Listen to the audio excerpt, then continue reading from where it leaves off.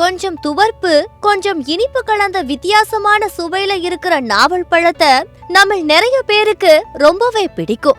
ஆமா ஆமா, நாவல் பழம் தானே சர்க்கரை நோய்க்கு நல்ல மருந்து அப்படின்னு தானே நினைக்கிறீங்க.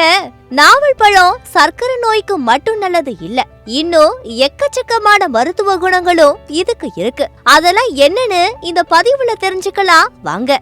நாவல் பழத்துல கால்சியம், பாஸ்பரஸ், இரும்பு சத்து போன்ற தாதுக்களும், vitamin C, B1, B2, B5 மாதிரியான வைட்டமின்களும் நிறையவே இருக்கு.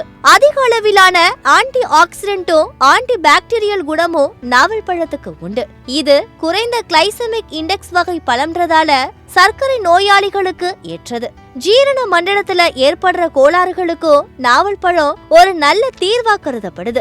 ஏற்கனவே குறிப்பிட்ட மாதிரி இதுல விட்டமின் சி நிறைய இருக்கிறதால நம்மளோட தோல் ஆரோக்கியத்துக்கு ரொம்ப நல்லது. முகப்பரு மற்றும் தோல் சுருக்கம் வராம தடுத்து முகத்தை பொலிவா வச்சுக்க உதவுது. அது மட்டும் இல்லாம இதுல இருக்க இந்த விட்டமின் சி ரத்தத்தை சுத்தம் செய்யற வேலையையும் செய்யுது. நாவல் பழம் சாப்பிடுறதால ரத்தத்துல ஹீமோகுளோபின் அளவு அதிகரிப்பதோடு மட்டும் இல்லாம இதுல இருக்க பொட்டாசியம் சத்து இதய நோய் வராமலும் தடுக்குது.